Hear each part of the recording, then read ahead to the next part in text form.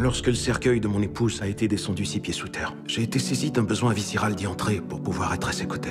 Vous n'avez pas envisagé la crémation? Êtes-vous à l'aise avec le macabre?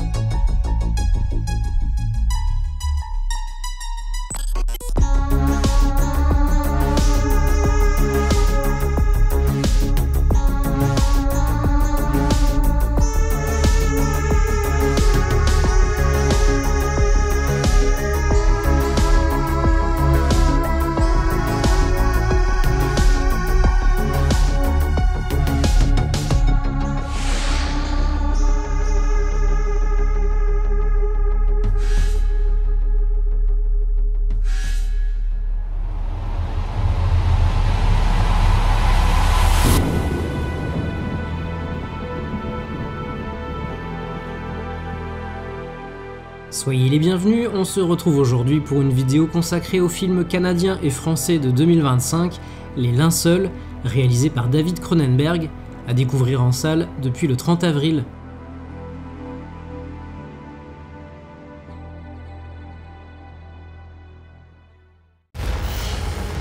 Il est évident que c'est toi qui le traquais à travers elle. Pourquoi est-ce qu'il ferait ça? À toi de me le dire. Cette passion que tu as pour le corps, tu as aidé jusqu'à en faire carrière. Ça me fait beaucoup de bien de savoir que je suis impliquée. Impliqué? Ça m'aide à me sentir plus vivante. C'est maintenant que je deviens parano. C'est une drôle de situation. C'est pas par hasard que ces tombes ont été profanées. Elle a infiltré ma tête, mes rêves et toute ma vie. Qu'est-ce que ça peut bien signifier? Qu'est-ce qui se passe? J'arrive pas à le croire.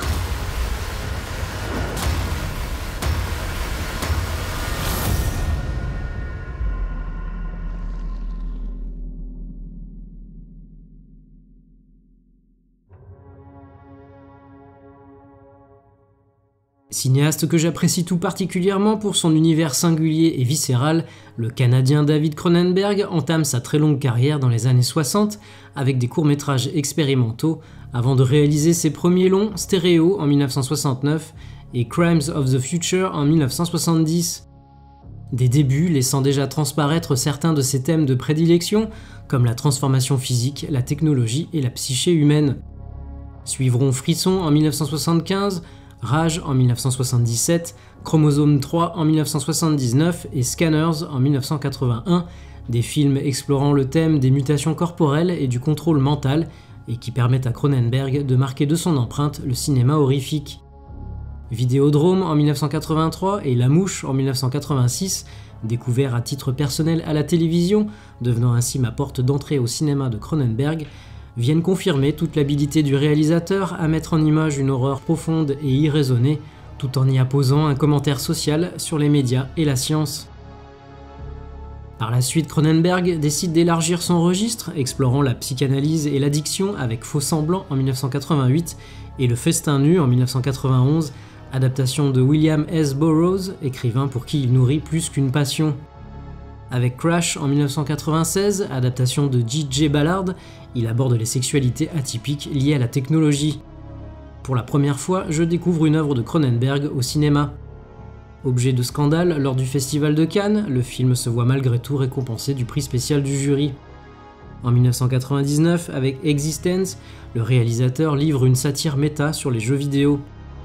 À partir des années 2000, Cronenberg se fait plus introspectif, qu'il s'agisse des thrillers psychologiques A History of Violence en 2005 et Les Promesses de l'ombre en 2007, de la critique du capitalisme dans Cosmopolis en 2012 ou du portrait au vitriol d'un Hollywood décadent dans Maps of the Stars en 2014. Alors que le retour sur grand écran de David Cronenberg se fait de plus en plus incertain depuis ce dernier film, voilà qu'il refait surface en 2022 après 8 longues années d'absence, sélectionné en compétition officielle du Festival de Cannes avec Les Crimes du futur, long métrage annoncé comme un retour au body horror, sous-genre ayant fait une grande partie de la renommée du bonhomme. Le film, qui n'est pas un remake de celui de 1970, mais partage avec lui l'idée d'une humanité courant à sa perte, nous invite ainsi à plonger dans un monde déclinant où la douleur physique a disparu et où le corps humain subit de profonds changements. Des mutations qui se retrouvent au cœur d'enjeux considérables. Alors que le célèbre artiste-performeur Saul Tenser met en scène la métamorphose de ses organes dans des spectacles d'avant-garde, y voyant une certaine forme d'art, d'autres voient dans ces mutations une anomalie qu'il faut absolument réguler sous peine de voir notre dernière part d'humanité disparaître à jamais. D'autres encore les considèrent au contraire comme une sorte de bénédiction, une solution aux problèmes rencontrés par l'homme, notamment en matière de pollution. Poursuivant son exploration de la technologie liée au corps humain, tout en y glissant quelques références à des œuvres précédentes, Cronenberg livre avec Les Crimes du futur une œuvre parfois trop théorique pour son propre bien, mais passionnante à bien des égards. Annoncé dès la sortie de son film précédent, le nouveau Cronenberg est loin d'avoir connu un parcours sans embûches, ayant notamment subi les affres d'un contexte économique compliqué. Initialement envisagé comme une série à destination de la plateforme de streaming Netflix, Cronenberg y voyant une forme alternative de cinéma lui permettant de réaliser 8 à 10 heures de film, le projet était finalement tombé à l'eau alors que 2 épisodes avaient déjà été écrits par le metteur en scène. Espérant qu'une telle plateforme prendrait plus de risques en finançant des séries audacieuses, c'est bien l'inverse qui s'est produit, Netflix abandonnant l'idée par frilosité ou conservatisme face à la saturation de leur base d'abonnés. Ne se laissant pas abattre pour autant, le Canadien transforma alors le concept en un long métrage, Les Linceuls, tel que nous le découvrons en salle. Malgré un budget plus que modeste, il reste néanmoins difficile pour un cinéaste indépendant de trouver des financements quand bien même on s'appelle David Cronenberg. Présenté à Cannes en 2024, ayant eu les honneurs d'une sélection en compétition officielle, le film, qui a suscité des réactions contrastées à cette occasion, apparaît comme un des plus personnels et autobiographiques que Cronenberg ait réalisé jusqu'à maintenant. Écrit alors qu'il subissait le contre-coup de la mort de sa femme, Caroline Zeffman, en 2017, rencontrée 40 ans plus tôt sur le tournage de Rage, le projet s'est évidemment nourri de ce drame. Touché très profondément par cette perte, le réalisateur et scénariste y a ainsi mis beaucoup de ce qu'il ressentait à cette époque, agrémentant ce qui n'était qu'une simple exploration technique, d'une exploration émotionnelle et personnelle.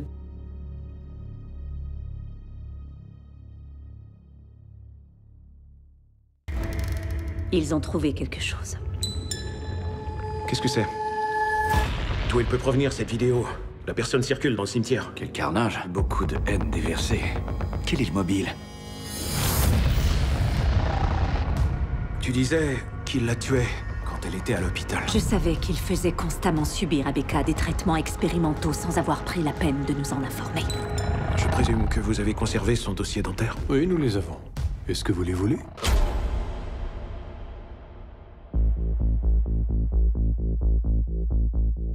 Dans le nouveau film de David Cronenberg, nous suivons le personnage de Karch, 50 ans, homme d'affaires renommé, inconsolable depuis le décès de son épouse Becca, emportée par un cancer il y a 4 ans de cela. Ne parvenant pas, et ne cherchant pas vraiment, à la remplacer, il entretient toutefois une étroite amitié avec Terry, la sœur jumelle de Becca.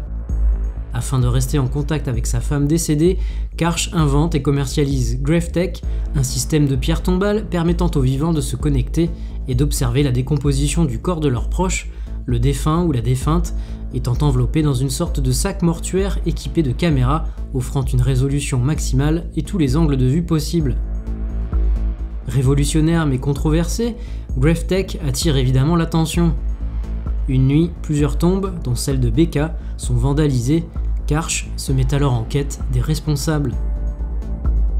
Chez Cronenberg, le corps a très souvent été un terrain d'expérimentation et de transgression. Avec Les Linceuls, il poursuit dans cette veine, le personnage de Karch étant particulièrement affecté par la mort de sa femme, au point de rêver d'elle régulièrement, revenant chaque fois plus faible et amputé de chez le spécialiste qui la soigne pour son cancer. Ne supportant plus l'absence du corps de sa femme, c'est là que lui vient l'idée de pouvoir visualiser en temps réel son cadavre à l'intérieur de la tombe.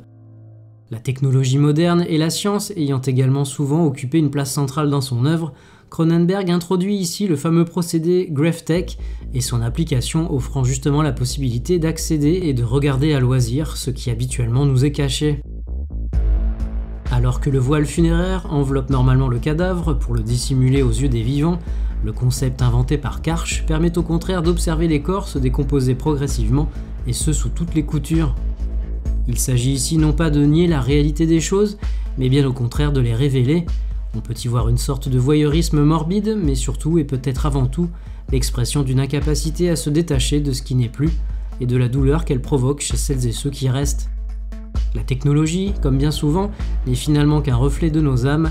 À travers son analyse, c'est la condition humaine que nous décortiquons. Dans les linceuls, les corps ne meurent pas vraiment, ils poursuivent simplement leur histoire. Le personnage principal, interprété par Vincent Cassel, dont la coiffure, la couleur des cheveux et l'allure générale viennent appuyer l'aspect autobiographique du film, se comporte presque comme si sa femme n'était pas vraiment décédée, sa relation avec elle se prolongeant malgré l'altération de la chair. Les croyants s'imaginent une vie après la mort, un athée comme Karch envisage la suite dans un cadre plus réaliste, plus biologique. Souhaitant à tout prix savoir ce qu'il advient du cadavre de son épouse, le cimetière Nouvelle Génération qu'il a mis au point va lui donner cette possibilité. Le corps de Becca continue ainsi d'être une sorte de réalité, permettant à Karch d'atténuer finalement une partie de la douleur qu'il ressent.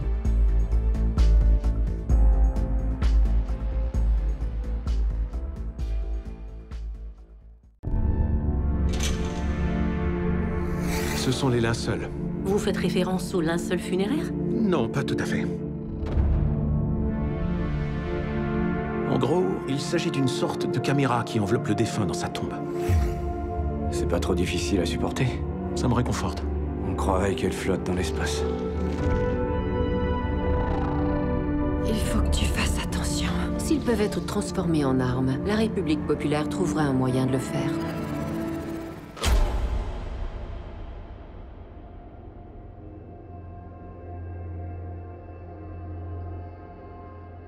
Suite aux dégradations, intentionnelles et ciblées, subies par certaines des tombes mises en place par l'équipe de GraveTech et du piratage du réseau, empêchant dès lors à quiconque d'accéder aux caméras installées dans les linceuls, l'objectif pour Karch, qui ne se presse pas pour constater par lui-même les dégâts, sera bien évidemment de découvrir qui est à l'origine du saccage et du cryptage et pour quel motif. Diverses hypothèses sont ainsi émises, certaines plus ou moins plausibles, comme l'intervention d'un groupe d'éco-terroristes protestant contre l'enterrement des corps, préférant la crémation, ou d'un groupe de pirates russes, d'autres beaucoup plus farfelues, impliquant l'un des investisseurs de GraveTech, lequel serait au bottes du gouvernement chinois. Ajoutez à cela une intelligence artificielle instable, un ex-beau-frère jaloux dont la schizophrénie semble refaire des siennes, et un ex-amant médecin, brillant mais porté sur les expérimentations à la limite de la légalité, et nous voilà face à un sacré fourre-tout. Des hypothèses plus ou moins fantaisistes donc, fruit d'une paranoïa causée par la peine ressentie par le personnage de Karch. Comme l'explique Cronenberg, on cherche toujours un peu la petite bête quand on perd un être cher. Le complot se mêle à la douleur, on en vient alors à tout remettre en question, de la bienveillance du personnel de santé au traitement dont a bénéficié le défunt. Plus que la mort, c'est sa gratuité qui nous terrifie. Il est difficile d'accepter que la mort n'ait aucune explication, elle doit forcément avoir un sens car il nous est impossible de supporter le hasard ou l'incident. La mort ne peut être causée que par l'homme, ce qui nous fait tendre vers des théories complotistes. Lançant plusieurs sous-intrigues, le long métrage de Cronenberg apparaît rapidement nébuleux et surtout verbeux, se reposant donc essentiellement sur les dialogues plutôt que sur la narration visuelle. Pas forcément un mal en soi, mais on aurait néanmoins espéré une mise en scène plus inspirée. À l'exception de quelques séquences, dont la toute première du film, ou bien encore celle mettant en scène Becca, interprétée par Diane Kruger, lorsque la silhouette du personnage, qu'on devine mutilé, apparaît à l'embrasure de la porte de la chambre, la mise en scène ne brille pas vraiment. Peu de cinéma à se mettre sous la dent, ce qui n'empêche toutefois pas le film de regorger d'images marquantes. Grâce à la discrète mais enveloppante partition de Howard Shore, aux sonorités Blade Runniennes et à l'esthétique japonaise qu'on retrouve dans la décoration intérieure de la maison de Karch, dans les pierres tombales ou dans les fameux linceuls, le film dégage par instants une ambiance hypnotique. Le morbide et le malaise côtoient le poétique et l'humour, offrant un mélange à la Cronenberg plus ou moins savoureux, pour peu que vous soyez amateur du réalisateur ou en tout cas prêt à affronter un film qui n'est clairement pas là pour vous prendre par la main et dont la fin abrupte, sans réelle conclusion, vous laissera possiblement circonspect.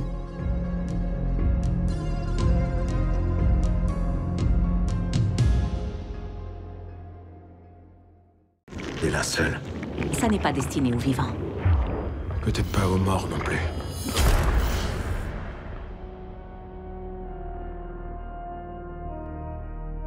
Est-ce que le film ne souffre pas finalement du passage du format série prévu au départ au format long? Possible. Est-ce que la concrétisation du film était nécessaire pour Cronenberg afin de mieux supporter sa peine? Vraisemblable. Est-ce que Les Linceuls peut être considéré comme une œuvre mineure dans l'incroyable filmographie du réalisateur? Probablement. Est-ce que je regrette de m'être déplacé en salle pour le voir? Sûrement pas. Quoi qu'il en soit, à 82 ans, après plus de 50 ans de carrière et 23 films au compteur, Cronenberg évoque lui-même la possibilité de ne plus jamais tourner, tout en restant évidemment créatif dans d'autres domaines. Si vous aussi vous aimez regarder à l'intérieur des tombes, alors n'hésitez pas à liker, commenter, partager et vous abonner à la chaîne si ce n'est pas déjà fait. On se retrouve prochainement pour une nouvelle vidéo. Salut!